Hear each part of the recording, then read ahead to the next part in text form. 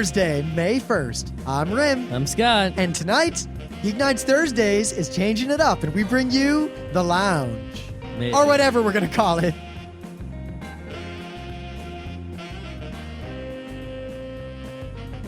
Let's do this.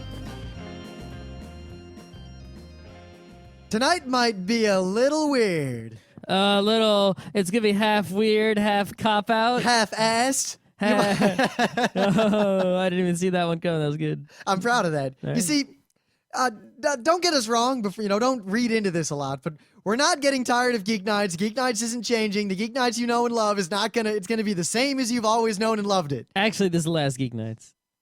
I'm gonna start writing a WoW blog. Yeah. I think I should really focus on my WoW blog. I think that's where my life is going right now.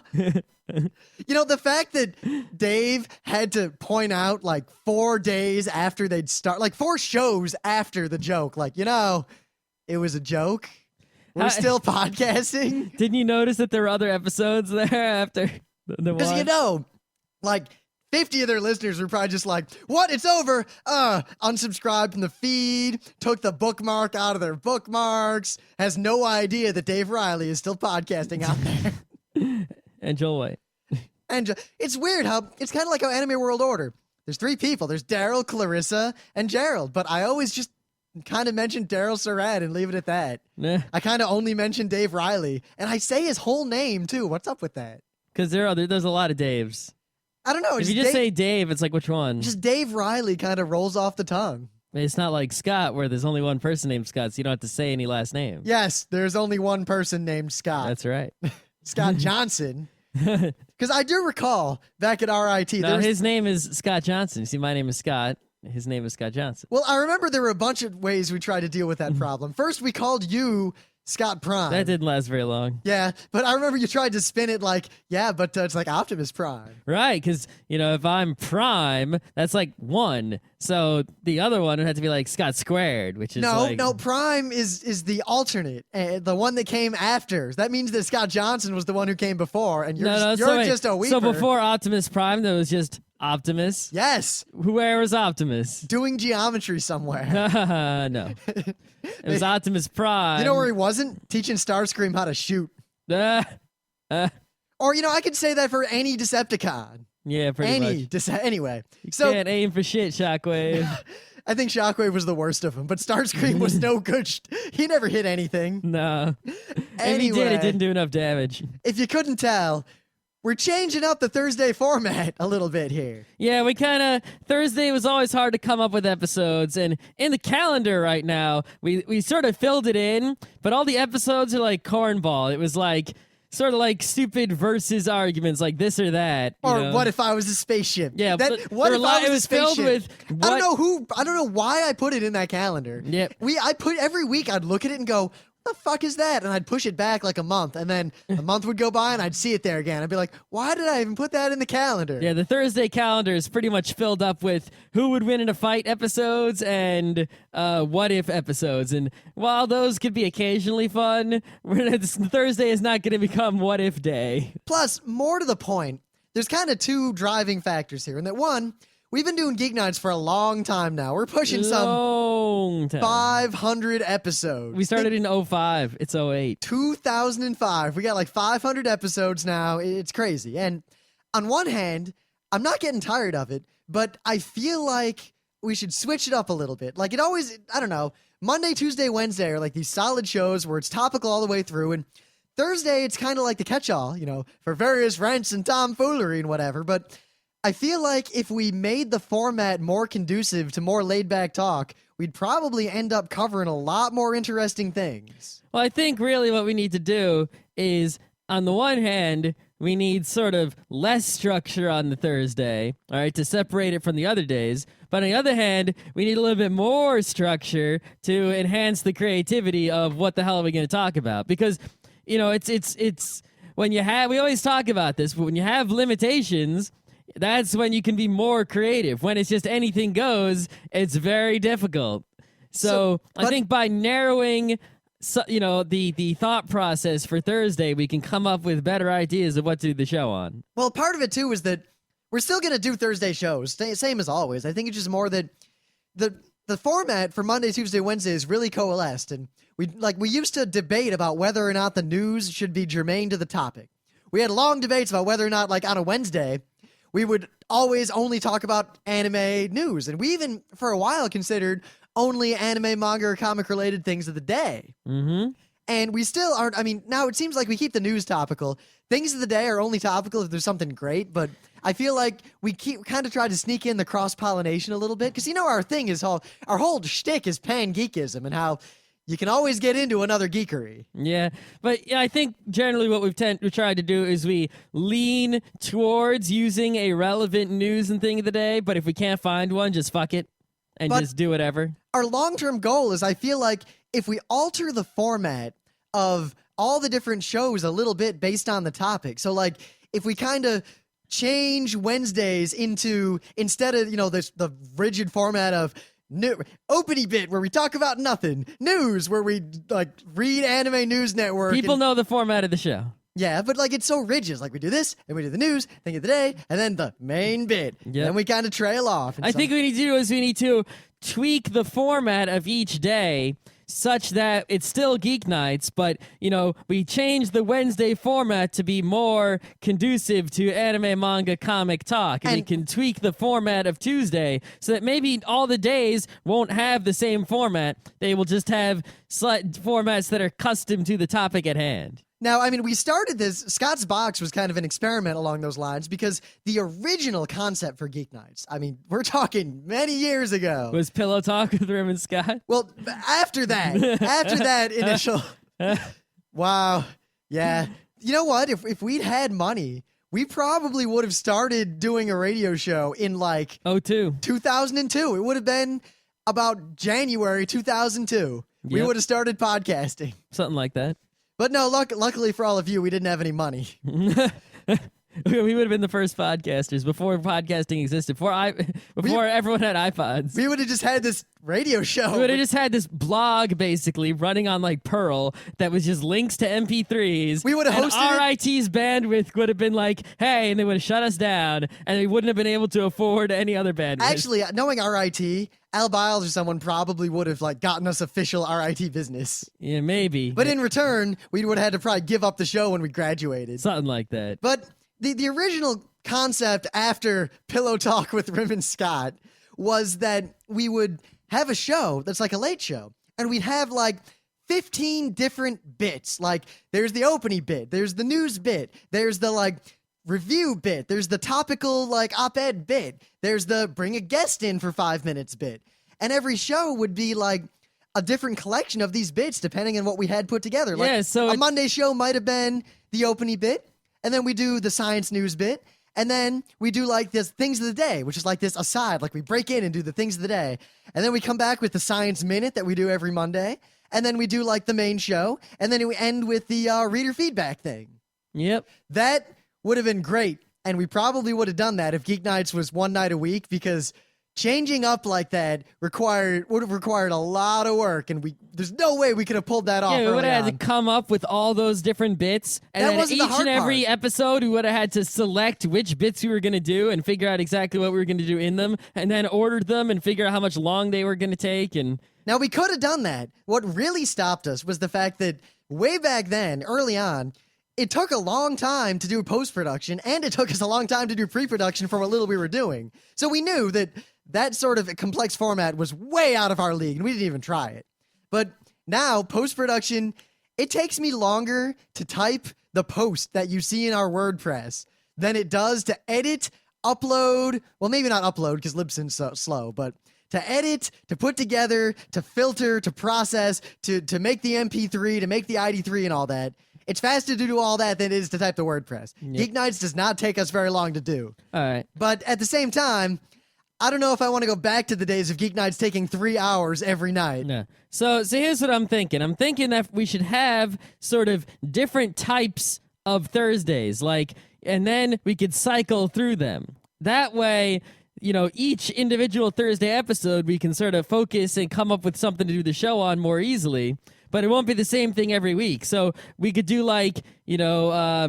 like maybe talk to someone on Skype Thursdays, or what else can we do? We had these ideas before. That's it. We'll just Skype people in. No, But like we'll do the listener feedback thing, or we'll do the, we had an episode a long time ago, something about, on the way to the forum, something funny happened on the way to the forum, and that actually was a really popular episode. So like that could be a bit. It was popular among people in the forum. I don't know how much people outside the forum. That episode was pretty well, kind of like those questions episodes. They were way downloaded, more so than other episodes at the same kind of era. Yeah, my only hesitation with that kind of episode is that I really want to make sure that all the episodes of Geeknights, like anyone coming in can get it. I don't want to be, sort of like inside baseball. Oh no, but it's very trivial to make that not inside baseball.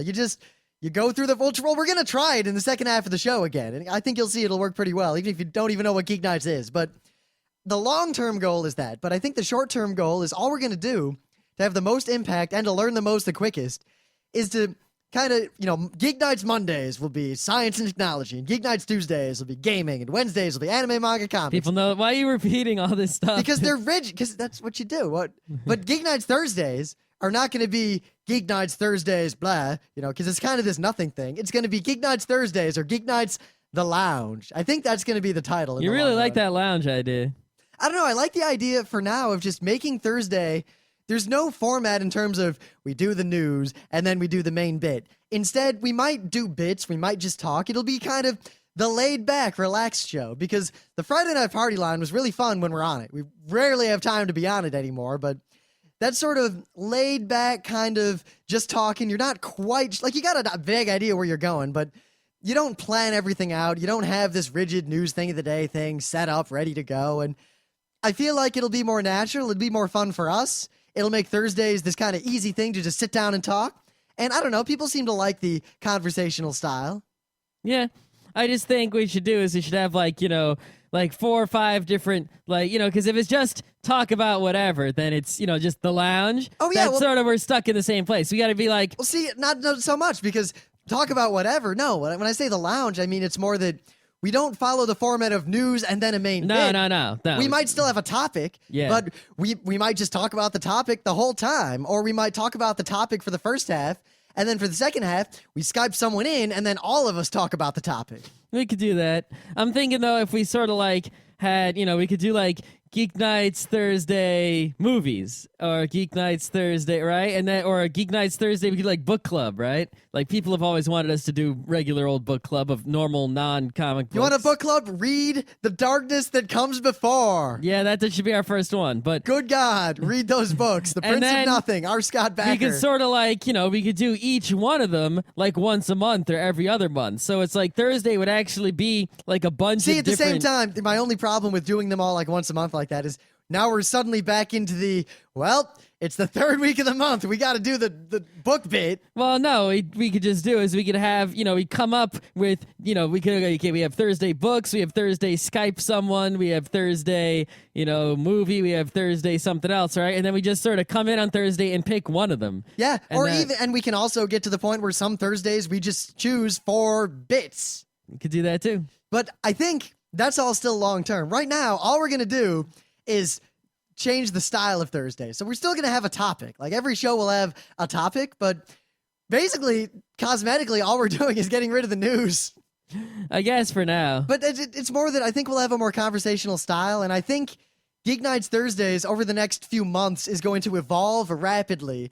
And I think you and us will both all kind of know when we hit the sweet spot. Yeah, probably. We'll know when it's good. We'll know what works and what doesn't. So we can tell when we make a show whether it was a good show or not. Monday and Tuesday this week were a little but yesterday was really good. And even though yesterday was, oh my God, Escaflowne is so awesome, Scott. Yeah, Rim, Escaflowne is so awesome. You know why it's so awesome? Maybe because it's awesome. But we could tell when we make a show whether it's good or not. But sometimes, every now and then, we think wow, that was a crap show. And then people in the forum are man, that was the best show you guys have done in a while. Yeah, I don't know what's up with that. I think you're all lying. I think it's some sort of, you're trying to bring us down. I don't trust the people in the forum say. It is kind of scary how crazy the forums are, but we'll get to that.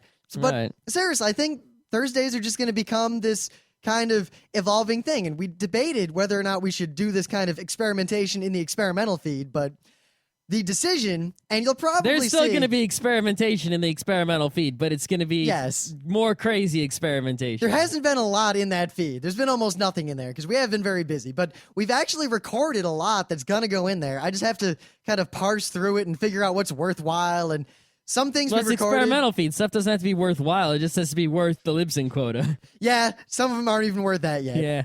Like, we recorded a commentary on some Penn and Teller bullshit episodes, but now I know a lot more about the logistics of doing that, so... Yeah, and plus now that I got the video editing, we can actually maybe put those on YouTube instead of... Yeah, maybe not the Penn and Teller bullshits. No.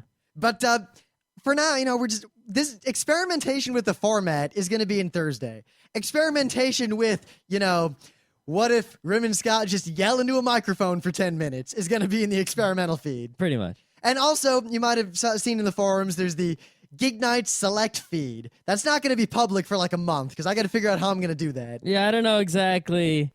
You're basically just, trying to aggregate multiple RSS feeds into one and sort of select episodes and... Well, my main idea, let's look at anime for an example.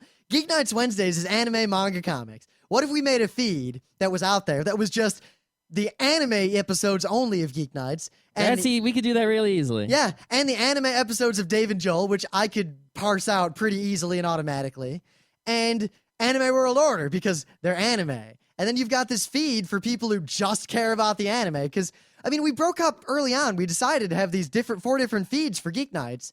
And then, the 5th kind of omnibus feed. And I'm still working on archival feeds. And once we get the new Geeknights website, which is still a ways out, there's going to be a ton of different feeds. You can pretty much pick and choose exactly what Geeknights you want to Yeah, when hear. the new website is up, there's going to be like a zillion feeds going on. Because right now we got 5, but there'll be just like a whole bunch. You'll be able to sort of subscribe to exactly what you want and not anything else. And I feel like some of those feeds are going to, this kind of Geeknights Select is just testing for what works and what doesn't. So when we have that new website, I'll know what works and what doesn't, and we can include non-Geeknights content in some of those feeds. Very possibly. Because I think a lot of people would like that. Maybe. I don't know. The interest I've gotten... It's hard to tell how podcast subscribe people work, Do they like to subscribe to the thing separately? Well, considering more than half our downloads are still from people clicking directly on the website. Yeah, I know, right? So really, how much is it going to matter? Well, it might, because with the new website, it might be a lot easier to push people into understanding how subscribing works. And also, a lot of those clicks are because a lot of people go through our archives. But at most, if you pick the individual feeds, you'll get 100 episodes back per night. So you'll get about 400 episodes back, which already doesn't cover all of Geeknights. No, it does not. Sadly. Yeah, it's just impossible to make an RSS feed sort of big enough to... Well, I guess it's not technically impossible, but, it sucks to put too many episodes in the feed, so... But you got to work around that somehow. But also, kind of the drive, just so you all get kind of a perspective here, the drive behind all this is that in the last, 3 or 4 months, we've kind of hit a threshold. Not a plateau, I don't think, but more a threshold in terms of we've gotten as good as we can be technically. Pretty much. There's no reason to get better technically at this time, other than website changes and cosmetic things. And content-wise, I feel like we need to switch it up and kind of kick it up to the next level, because we're scarily edging toward becoming professionals in the actual definition sense of the word. I think we just really need to make some changes to keep it more interesting, because it's been sort of getting a little, it's not bad, but it's sort of like the same thing over and over. We got to do something a little different to get the spice action going on. Yeah, and I feel like there's going to be a lot of changes in the coming couple of years because, I really can't talk about the details, but we've got some kind of professional things very, very closer on the horizon than they were, say, a year ago. Yeah, we'll see what comes of that. Yeah, I'm kind of excited about some of these things, but we seriously can't talk about it. I don't get excited till shit happens. You don't get excited about anything ever. I just don't set myself up for disappointment. See, the thing is, I don't either, because... people always talk about how the key to happiness is low expectations. But I think the key to happiness is having very, very rational expectations, because you're not underestimating all the time. You're not just pessimistic and blah, but you're not overestimating and being constantly disappointed. And I think my expectations of where Geeknights is going to be a year from now are very spot on. And I would be quite surprised if we don't hit at least what I expect. Whatever. All right. So we're still going to do things of the day in every show no matter what. Yeah, I think, I was 50-50. I wasn't sure. I was like, all right, should we keep things of the day or not? And I think we Scott- should keep things of the day because that's like the thing. You know, it's like Geek Nights. Every episode is a thing of the day. So like it's something to like latch on to in every Geek Nights show. It's like thing of the day time, oh man. Plus, people seem to really like that music we use. I don't know. I guess the music's not that great. Way back when we had guest hosts, we had movies you should see guest hosting. There's going to be a lot more guest hosting this summer. Yeah, we're gonna start Skyping it up more and more and interviewing. Well, and I think all the that month action. of August is going to be Geek Nights guest host because we're going to conventions like 3 out of the 5 weekends. Something like that. But when movies you should see, which you should listen to, they guest hosted, and that was super awesome. And we want to do that more. Mm-hmm. But I remember Richard went on and on about that music. I just love it. I can't do a British accent, but he really liked it. Yeah, I guess. He emailed me twice. He was like, so what was that music and where can I get it? And I was like, oh, I'll totally send you the song. And I don't know if I actually sent it to him or if I just said I would and then I didn't. It's a secret anyway. Secret to everybody. It's dangerous to go alone. Use this. It's dangerous to go alone. Use the secret to everybody.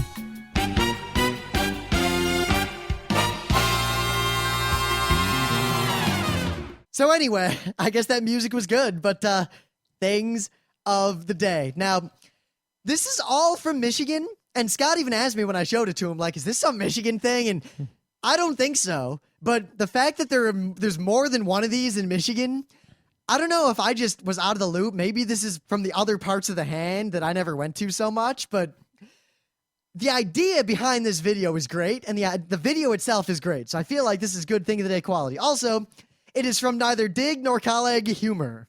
Collega Humor? Colleague Humor. Collega Humor. I feel like that's a boon, a plus. So there's this shoe tree in northern Michigan. Basically, this guy was driving on M33. Now, little aside, when I moved to New York, I was always confused because when people said the name of a freeway or a highway or whatever, when they said the name of a highway, they'd use a word name. Like they'd call highways names. Like it's the blah, blah, blah highway or blah, blah, blah street. The Taconic. The Van Wyck. Well, those are parkways. That's special. You know, the Merritt. The But there Hutch. are no park. Well, I guess there's the Metro Parkway, but that's a different kind of thing in Michigan. But when people referred to Interstate 90 in New York and in most of America, they said 90. Yep. And that always confused me and I realize why now, because outside of the Midwest, the majority of roads that you use with a number are either windy roads where they often have local names or they're not super useful or referred to like that, or they're freeways. And there aren't a lot of these state and county roads that are major enough to warrant that kind of nomenclature. But in Michigan and in Ohio and in Indiana, there's interstates. You know, like 90 is interstate. I know, I'm getting to that. But there's the interstates, right? Like everywhere else. There's Interstate 75, I-75, there's I-96, I-696, and I-94. But whenever you refer to a freeway in the Midwest, you always prefix it with the I. And the reason is because there's also M's or the other letters, because like M33 or M59 are super major roads. They're gigantic freeways. They just happen to be state roads instead of interstates. So M33 is distinct from if there were an I-33. So if you go to Michigan, people always say I-95, I-94, M33. They say the letter and the number. We say I here sometimes, just not always. Very rarely, because this was on. Remember that big soda versus pop website study from when we were in college? Mm-hmm. They also had a bunch of other things on there. Like they asked about all these sorts of, like, what do you call this? What do you call that? And the majority of people who always say like I-90 whatever are from the Midwest. It's Yeah, we say I, but not often. And I feel like I should say it again because it still sounds weird to me to this day when someone just says a number referring to a road. Yeah, well, there aren't that many numbered roads. Most of the roads have names. Well, around here they all have numbers. Yeah, some of them. Actually, all of them. All the real roads, all the state and county roads. Yeah, those are big roads. Well, I think part of it's that you never really drove out in the east where, like, I used to take... What do you mean I only drove in the east? No, like, in this state, around here. Like, you never took... My commute to IBM was I would take 55 to 216 to 33 to 35. And the roads all had names, but only the old people knew them and no one else did. But anyway, that's... Post office knows them. Of course they do. That's an aside. On M33, this guy was driving, and he stopped because he saw a tree that was full of shoes. Like they were just hanging from it, hundreds of them. All right. Now, you know all those times in your life where you're driving somewhere, you're out somewhere, or like Scott and I, when you're driving in the road and you see something weird, and there's no one around, and you keep going, or you stop and look at it, but there's no one there. Or you see something just even walking, and you know that's a weird thing. There's a story behind that weird thing. Like, but there's imagine no way for me to find out what that story is. you're walking down the street, like alone in your hometown, and suddenly a naked guy with his hair on fire rides a bicycle past you screaming and goes around the corner, and no one else saw it. You're going to be wondering, the fuck was up with that? But unless you happen, like, it happens to be big enough to make the news, or you happen to run into someone else who saw it, but even then, they might say, hey, did you see that thing? Yeah, what was up with that? Damn if I know. Ah, great. And if it wasn't for that horse. Yeah, it's weird. It's like you can walk around the world and you can see things which basically say a story happened here. It might have been lame, it might have been funny, but it's sort of, your curiosity makes you really want to know how that got that way. There had to be a story behind it, and there's often no way to find out that story. So this guy, being brilliant, stopped, pulled out his camera, filmed the tree, and then he made a little video that he put on YouTube basically saying, hey, I'm this guy. What's up with this shoe tree? It's on M33. Here's look at it. There's all these shoes, all different kinds. Seriously, what's the deal? Will someone please tell me? And I think that this concept needs to catch on in a big way. I want everyone who sees something weird to make a blog post or a YouTube or something and ask about it. Because hopefully we can start answering these mysteries. But yeah, I mean, every time something, you go, hey, every time you think, what's the story behind that weird thing? Make a YouTube or take a picture or something and put it on the internet and ask people what the story behind it is. And eventually we'll start to get answers. The problem is most of the time you get these bullshit answers that are obviously like Snopes.com, territory. Yeah, but the thing is you can tell because the only people who would be able to make up a quality bullshit answer are locals who know enough about the area. That's true. For the most part. I mean, you can usually sniff them out by, subtle details and whatever, but I point out that one of the responses he got was, quote, there was a shoe tree in Northville on 9 Mile Road west of Beck. To which Scott asked, what, are shoe trees a thing in Michigan? Because I'm wondering now, because actually the person who wrote that comment is from Sterling Heights, where I grew up. All right. So there you go. But one guy kind of gave an answer, but he's not sure if it's the real answer. But I don't know. This is kind of cool. Check it out. Yeah. All right, so, Google has lots of stuff that they do, right? Like a billion things. You don't even know half of the services that Google offers, right? That was a nice global statement. Are you going to bring it down to a thesis? Oh, yeah. I discovered a Google service recently that I was not previously aware of, even though now I think it's kind of an old one, but I didn't know about it. It's called... They have this search engine? Yeah, the Google search engine. It's like the greatest thing. I don't know. They do this mail and maps, but do you know how they did a search engine? Anyway. No, so Google does this chart thing. Google Charts. You ever hear that? Never. So... when you're doing computing, right? There's one of the hardest things to do on a computer for some weird reason is make charts. Pie charts. Excel or OpenOffice. Yeah, really... Excel or OpenOffice. Or GNU Plot. It's super easy. No, MRTG. GNU Plot's kind of lame. I've been using GNU Plot, and I think Ploticus was the other one I was using. I never even heard of Ploticus. Oh, I've actually been making a lot of fancy charts at work lately. But anyway, I've been writing awesome scripts, like Python scripts that just make fancy looking charts and copy them to other people and update them in real time. And charts are not difficult to make. Well, charts are, charts are problematic. I mean, okay, so I make a chart in Excel, right? How good does it look? How do I get it, it to look exactly the way I want? It's not super easy. And then I want to put it on a web page maybe.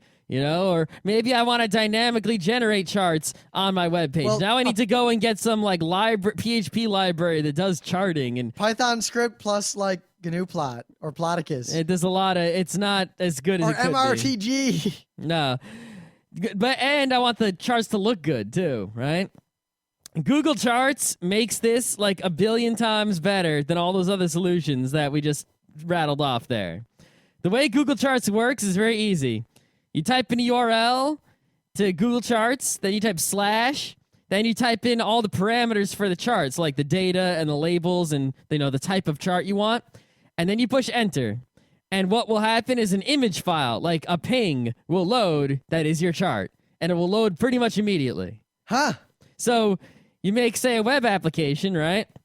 And you want to put a chart in the middle of the page. So let's say you want to chart like some numbers. So you would, get the numbers from wherever you got them from. Say maybe count some things in your database and sum some things in your database. One Betty. Right.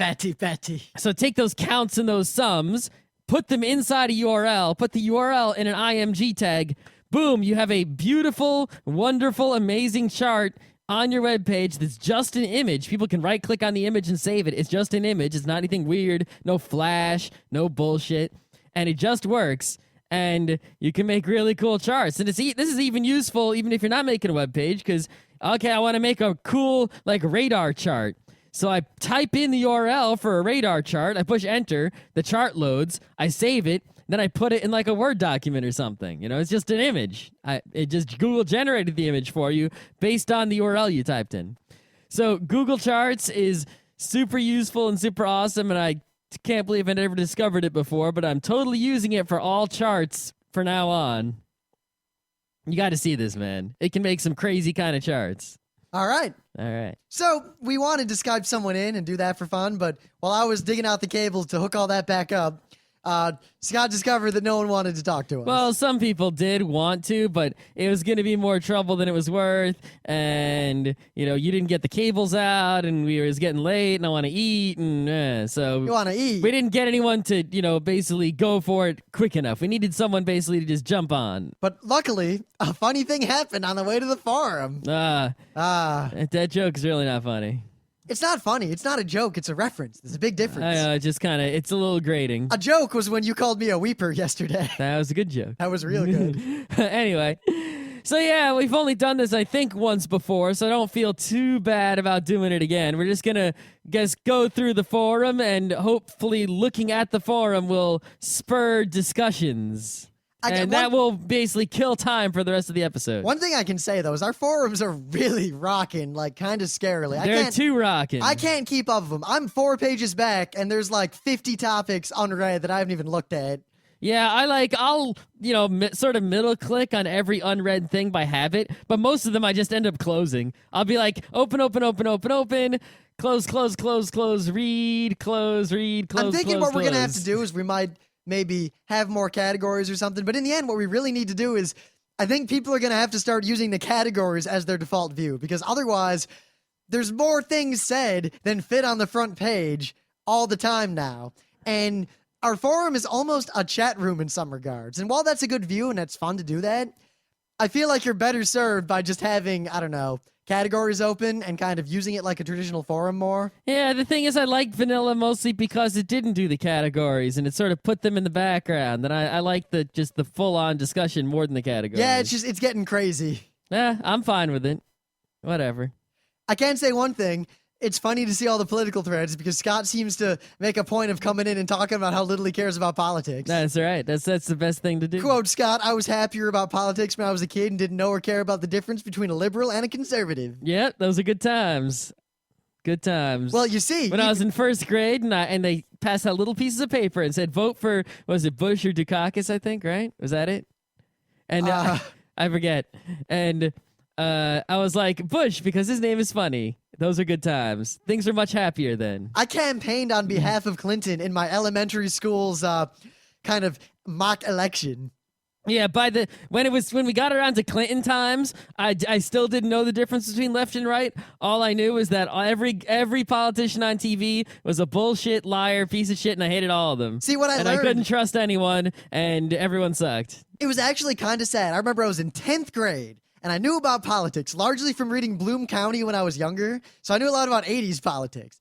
But, I was first day of my 10th grade of high school, and I'm in this world kind of government social studies history class. And the teacher, who later on I found out was a dyed-in-the-wool communist. Not like Soviet, but he was he lent me books, and me and the other 3 kids who he thought were smart and he thought he could trust, he kept lending us books. Like, I remember he lent me Marx and Soho, which is actually a pretty good play, but That's not a bad one. no, I like it a lot. But it got more and more hammer and sickle. And finally I was like, I like hammer and sickle. yes. Hammers and sickles are cool. I really like Soviet propaganda and Soviet style and music and all these things, but not so much the Soviet system of government. No, we're ignoring mostly the economic system.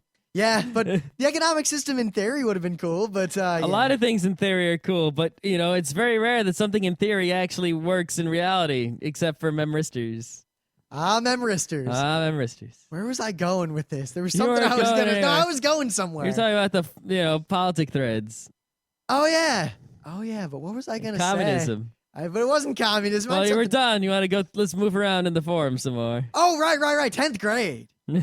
Man, I opened up that communist thread. All right. But anyway, so in there, and he opens the class. He's like, so, how has America changed in the last 30 years?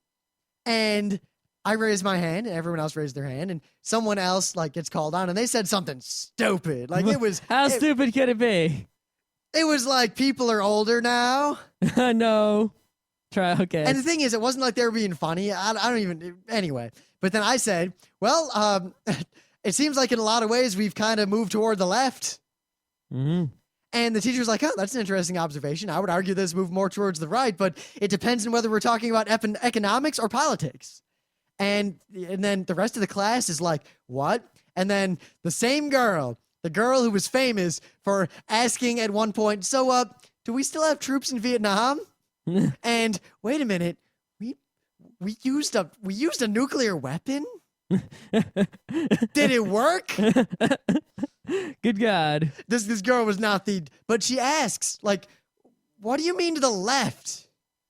And I looked at her like, wow. But then the rest of the class was like, yeah, what do you mean left? See, I knew that there was left and right, and I knew that Democrats were one and Republicans were the other, but it wasn't until like the late 90s that I actually bothered to care and sort it all out, because I just really didn't care. I learned when I was a kid, mostly from Bloom County. I remember a joke where someone accused Opus of being a left-winger, and he's flapping his left wing, and I kind of associated liberalism with left and conservatism with right, and I was correct, so Yeah. I guess I had a 50-50 shot. Yeah, it was always 50-50 shot, but it's one of those things like, and, I basically had no, it was like, in those days, I mostly viewed my political opinion was always like a political science opinion, like I wouldn't stand for, left or right. I would stand for, say, something like, well, the Constitution says this, and it would always be a very academic opinion when I had one, something like that. And, if you look, that's one reason where even when the Supreme Court is filled with a bunch of crazies, like it sometimes is, they always seem to make their decisions based on the raw political science as opposed to bullshit. That's only sometimes, sometimes they don't do that. Well, it's tricky. I think what a lot of people need to do that I definitely do. Like, I do this to a degree that often irks a lot of people I try to debate politics with, but I have two completely separate set of political ideals. On one hand, I will take everything from the political science, like, not necessarily policies or issues, but like political theory, like not what should we do about X, but how should the government decide what to do about X? And I'll take an agnostic stance in terms of what they actually will do, what they should do, morals, whatever. I think about politically, how should we determine this? Yep. Well, I mean, the classic example, right, is let's say New York State makes a law, and that law says something good, something I like, right? It's a like law. when we banned smoking, which is like the best thing to ever happen to New York State. All right, so let's say New York State bans smoking, okay? That's fine. Okay, I agree with that entirely. I am very happy with that decision. However, Yes, from a personal issue standpoint. right, but the question is New York State, does the state have the right to pass that law? Is that something that is within the realm of the state's rights, or is that something that is within the realm of the federal government's rights according to the Constitution? And, even if it isn't right according to the Constitution, or if it is, should it be? So, a lot of times, right? Like there'll be a law like that, and the people who agree with the law will say, "Oh no, don't overturn it, whatever." And if it gets overturned, they're like, "Oh, you guys suck, you're evil, blah," right? And even if I'll agree that I like the law, sometimes I'll still say we should overturn it because it's an issue of the deeper political science of, yes, I agree, I like that, I would like it if there were a law like that, but you know what? The state doesn't have the right to do that. Or like a really good example is Roe versus Wade, because I can't stress to you enough how much I agree with the Roe versus Wade decision. I agree with that women should have the right to everything. It's awesome. But Roe versus Wade itself, it's not constitutional. Well, the thing is, it technically is, because the Supreme Court gets to interpret the Constitution. That's correct. But here's the thing. In my opinion, it's not constitutional. It's not unconstitutional. It was a really crappy way to go about it, but at the same time, I think they should have used my favorite amendment instead of using the. Well, but at the same time, I feel as though the Supreme Court in the end did the right thing, because it was kind of a situation where the political climate at the time was very hostile to this sort of thing, and a bad thing would have been done. Like if abortions had been banned and all sorts of bad things had happened, I think it would have been terrible for this country. And the fact that the Supreme Court exercised its adversarial balance of powers, ability to do something and to say, we're going to do this, I think in the end it was the right decision. Yeah, I mean, they could have made a lot worse decisions, that's for sure. But to go back to the smoking thing, decision. From an issue standpoint, I am for pretty much all restrictions on smoking on a personal, non-political level, because I really don't respect people who smoke in general, because it smells bad and I don't like to be around them,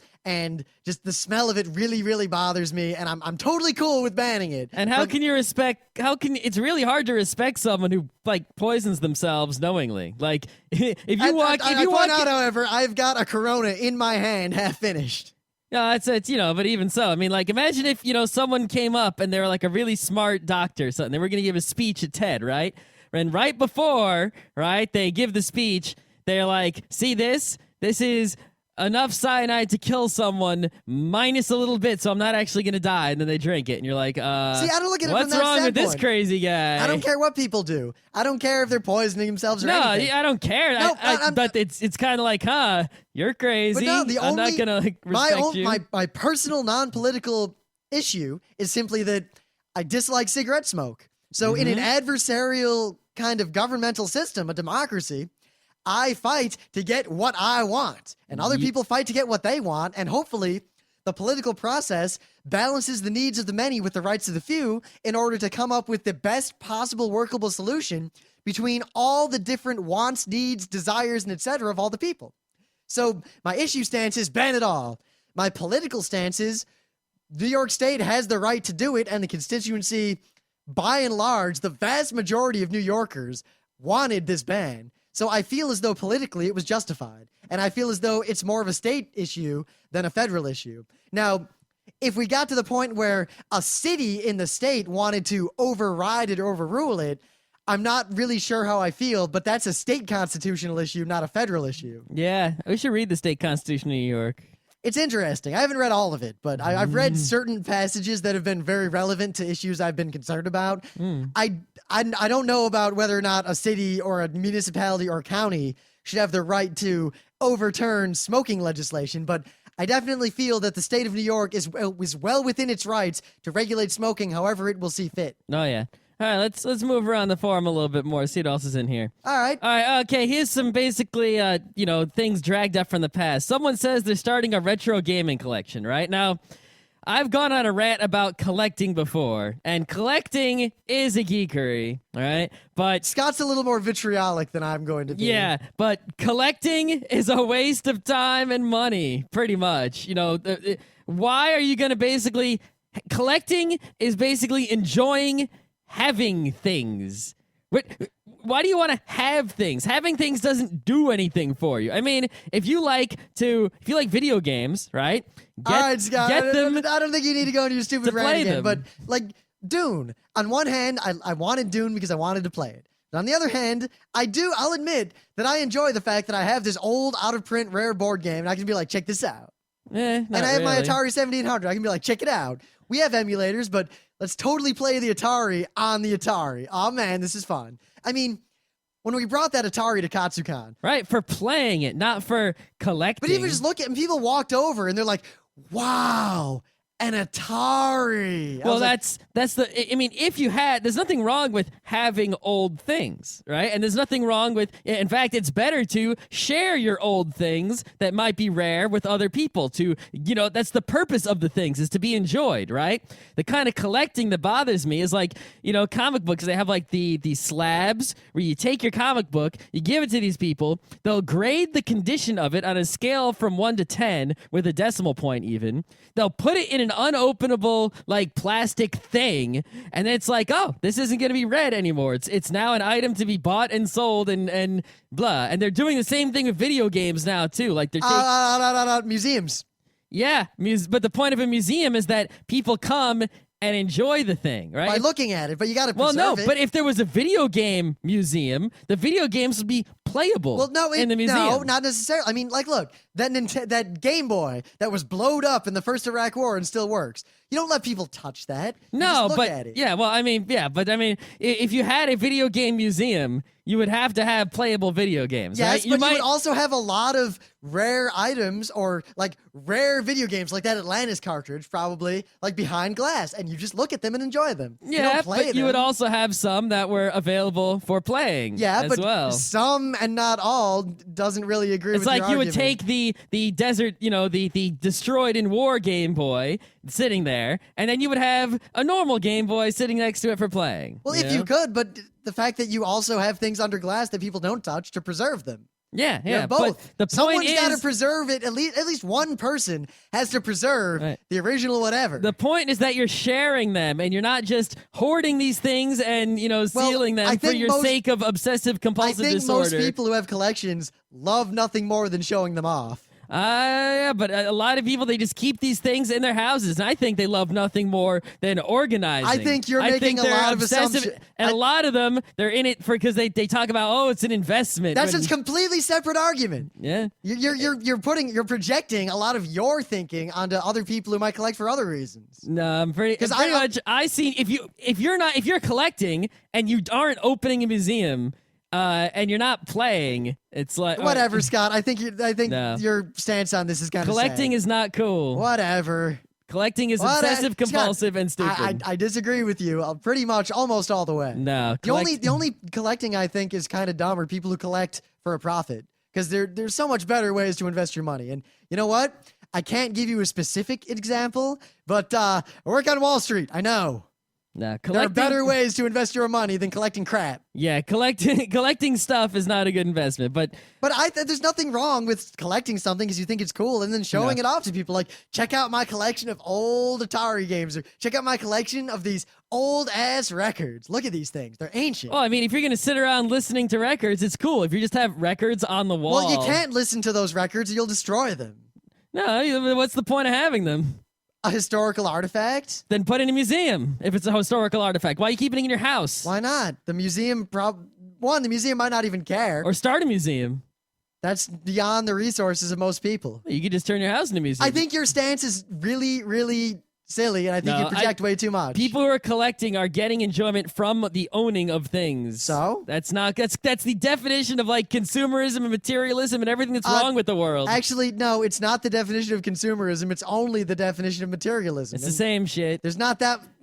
Okay. It is not. It's the same thing within people's psyche that gives them enjoyment from getting things. Do you have and anything else continuing to say own other things. than bitching about people collecting things? I hate people collecting things. I and I know, hate it even Scott. more I know when they you- put them in Scott, boxes so Scott, that they can Scott, never be played or Scott, read. You bring this up all the time. Yeah. I disagree with you, and I don't care. You're stupid. All right, so talk about something else. All right, let's see what else we got here. This is all you now. Oh, it's all me now all of a sudden? Why, you giving up? Well, no, it's just why you turn this into a crazy rant. Yeah, because I had to bring that crazy rant back. I've only done it once before, and I think it's Once been before, getting worse you lately. brought this up like a dozen times. No, I've only really gone full on of it once before, and I got to bring it back again because they're putting video games in sealable boxes they can never be played now. What the fuck? What the fuck? I mean, come on, Okay. that's not cool. All right, All right. all right. I got nothing to say after your crazy rant. You got nothing to say to my crazy rant? You don't want to pick like a different forum thing here? What was your idea to go through the forums? Yeah, no, and, we bought a vacuum cleaner. Oh, you want to talk about the vacuum cleaner? We could. All right. I don't think we need to meta everything we talk about. You want to talk about this? Let's talk about this. No. But we bought a vacuum cleaner. We bought a normal, cheapo vacuum cleaner. It wasn't that. It was relatively cheap. It was $250. That's pretty cheap. I think it'll last us quite a while. I hope, if it only lasts us like a few years, it'll be pretty sad. But yeah, basically I went with the canister instead of the upright because it's easier to clean the stairs. The thing is, that's the only thing it's easier to clean, sadly. It's also lighter, like, because you don't have to move the whole vacuum, right, when you're vacuuming. So you only have to move around the accessory part, really. So it's a lot easier on the arms. For now, well, that's just because you're weak. But there is one problem. If we get a much bigger house, if we have a house with large carpeted rooms, a push vacuum is much easier and you can vacuum a lot faster. Oh, yeah, kind of. But if I have a large carpeted room, the Roomba is the way to go suddenly. As long as there aren't a lot of obstacles in the room. Like Actually, I've read that the Roombas they're great from a vacuuming perspective in terms of they do it for you. But at the same time, they don't do that good a job of vacuuming. They don't have quite the suction. Well, it doesn't matter if they don't have quite the suction because it vacuums around every day or two, right? It's like constantly vacuuming. Yeah, so but there's a lot of stuff that's it just leaves. as good as vacuuming. No, it's not. It's one thing. While Kirby vacuums are crap, the guy did a nice demo where he showed different levels of suction and different kinds of vacuums, and pretty much stuff that isn't picked up by one level of suction will never be picked up no matter how many times you vacuum at that level. Yeah, but I'm sure if you had a Roomba, your room wouldn't be dirty. It would be fine. I wouldn't be dirty, but I don't think I'd get a Roomba. It takes so little time to vacuum. Yeah, but I guess I don't have time to vacuum often enough. It's like to vacuum doesn't take long, but I don't actually vacuum every week. The only reason you don't vacuum is because there's always stuff all over the floor. That too. I guess that would hurt the Roomba, wouldn't it? Yeah, the only reason you don't vacuum is the same reason the Roomba won't vacuum. Yeah, but I mean at the store, at the Sears, right, where they had the vacuums. First of all, I got to tell you, if you buy a vacuum or something at Sears that's light enough to carry, don't bother with the front of the store pickup bullshit. It's much slower than actually just carrying the thing out of the store yourself. Man, I remember as a kid going to Service Merchandise, which is I don't know if they still exist, but they were a store kind of like Sears. You could buy pretty much any consumer item. Yeah, I've heard of them. But the deal was anything on the floor, you'd pick up a ticket. Then you put the ticket into the front, and then they bring you all your stuff. Sort of like buying NES games at Toys R Us back in the day. Oh, man. You take a piece of paper to the magic box, and then the guy in the magic box, he would bring the game out to you, and it was crazy because there was every Nintendo game in the universe. So in I'd this stand box. there for 4 hours with my brother. I remember very clearly. Do we buy Mario 3 or Zelda 2? Yeah, I wanted to buy Zelda 2, and my brother wanted to buy Mario 3. Your brother is smarter. And they were both $65. Yeah. And I remember my dad was like, just pick. And I think what we were hoping is that he would give up and buy both.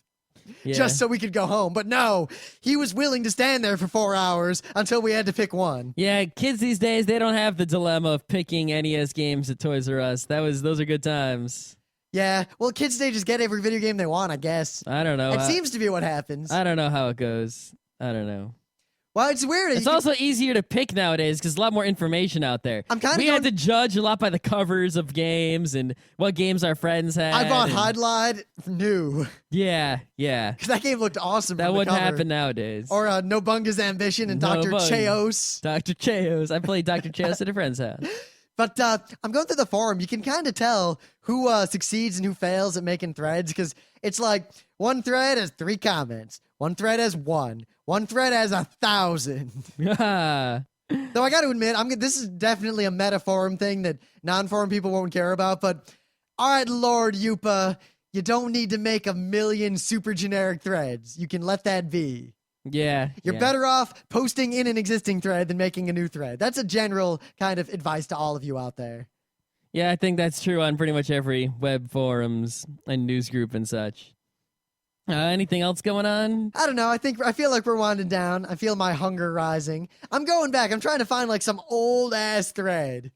There's a thread about the shaving has sort of come back. We did it. One of our earliest episodes was about shaving. I think Emily was even on that episode. Well, I don't remember, but Because I think the title was like Emily and shaving. yeah, but I mean, it's like, we talked about how using the multi-blade Gillette bullshit, it sucks, and you should use a brush and do it the real deal way. And I think people need to be reminded of that. And maybe should we redo the episode, or should we just tell people to go back and listen to it, or what? Maybe we should do it as a news bit or a front bit. I think we'll do a shaving video is what we'll do. I can do the video on how to shave. Well, I think I'll do the video on how to shave.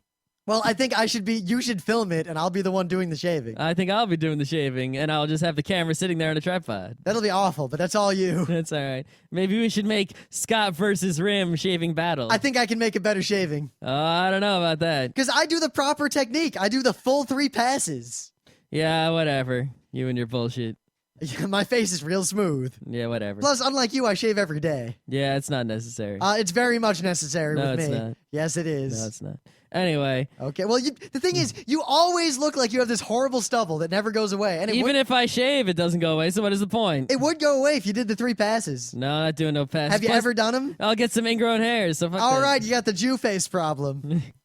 And I can't shave up. Because Greg had the same problem. It seems like if you have a certain kind of hair, you're kind of screwed in that you can only do the downward pass. Because if you do the back pass and the side pass, every single hair will ingrow and you're just screwed. Yep. So yeah, I guess I can't blame you then. So I guess you can do the shaving for people with the Jew face, and I can do. Well, it's not just Jews. It's commonly we used to joke about the Jew face, but African Americans have a similar problem with shaving sometimes.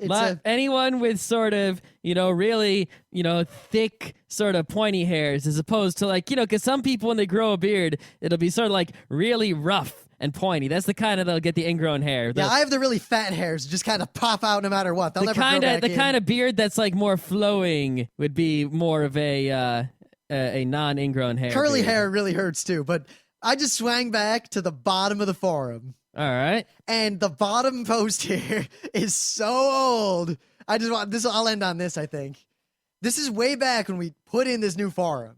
And K-Mac, who is a friend of ours, who has a different name now, posted a thread, probably to post a thread. Shaney under attack and biting back. And it was just a thread about Dick Cheney. And Scott responded with, all right, you people need to have your own blogs instead of posting this stuff here. Yeah, that's true. A lot of people, I do notice that, in pretty much any forum you go to, right? There'll be people in those forums who don't have their own websites. They don't, it's sort of like the forum is the only place they really, create any content online. It's they're not big online. They're just sort of small fries. But they'll be a member of a forum and they'll post once in a while. So, that's their only really outlet for anything on the net. So when they have something to say, whether it's really long or really short, or if it's just a link or maybe something they made, right? They always post it in the forum. And it's sort of you got to be able to tell when something is appropriate for a forum post and when something is you should post that on your own blog. I think it's a sign of, I don't know, I would look at it in the scale of kind of internet, not necessarily affection, but the pecking order. I'll say it's pretty much subconscious or conscious or whatever. I think there's kind of there are people who have the websites that they run them. I have a blog and I post in it. And then there are people who have the blog that other people comment on. That's higher up. And then going down, there's the people who don't even have a blog. Instead, they put their content in someone else's blog. And that's kind of like the wolf bearing its neck to the person who runs that blog. Yeah, something like that. Yeah. Man, there's a thread here. Just so everyone knows, blogs are free and you don't even need to pay for them. And you could just you sign up and you've got one, at WordPress.com or Blog or Spot or any of those, LiveJournal. So there's no excuse not to have one if you want to post essays or whatever. So remember episode 12? No. How to Not Suck? Was that the first How to Not Suck? It was just How to Not Suck. Was it really? Yeah. Wow. And you were asking, so what do you think of How to Not Suck suck shtick? There's a tongue twister. And people thought it was good. All right. People, one person. That could be one of our Thursdays. We could bring back the How to Not Suck Thursday and the Fables Thursday. Maybe we should. How to Not Suck was good. The thing is, we need more things of what not to suck at. So help us out. Wow, Ken hasn't posted in the forum in a long time. Nope. Oh, wow, Moiterer. I remember that game. Yeah, well, that game's not bad. We only really played a 3-player. Yeah, the 4 players is far superior. The Verator game, I think, really needs more play. But the Verator was, I don't know. I think we just didn't give it. You didn't give enough of a shot because we also played that 3-player, and it was garbage 3-player. Yeah, well, but Verator has the great sort of trader mechanic. It's really all about tradering, and it's we didn't get that. The main core aspect of the game was not exposed. Well, I think Moiterer's problem was just that it's so card-based that it ends up being random, and you don't have any options as your strategy. Well, I think it was that we sort of figured out the optimal strategy. But for Raider, I don't think there is an optimal strategy because a little bit of psychology is going on with tradering and not tradering. We had an episode called The Crap Episode. Did we? Yes. There Did wasn't we much talk to about poop, or was it just a bad episode? There wasn't so much for us to talk about today. And with the Daily Show, that's expected. What do we do? What should we do? Wow, that was crap. Yeah, there's a lot of bad ones in there. I mean, that's gonna happen when you do so many episodes. Some of them are gonna suck, like this one. All right, I think we're done. We're done.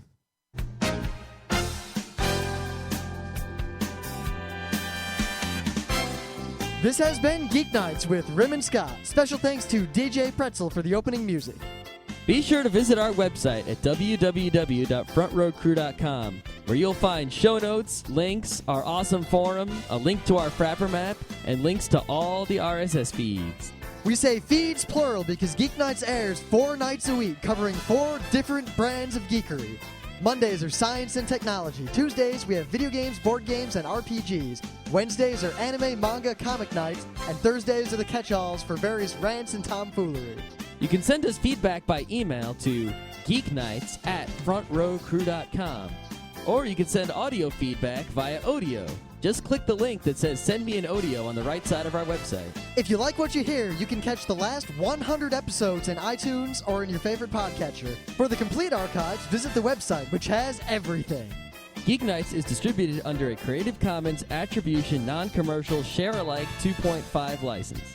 This means you can do whatever you want with it as long as you give us credit, don't make money, and share it in kind. Geeknights is recorded live with no studio and no audience. But unlike those other late shows, it's actually recorded at night.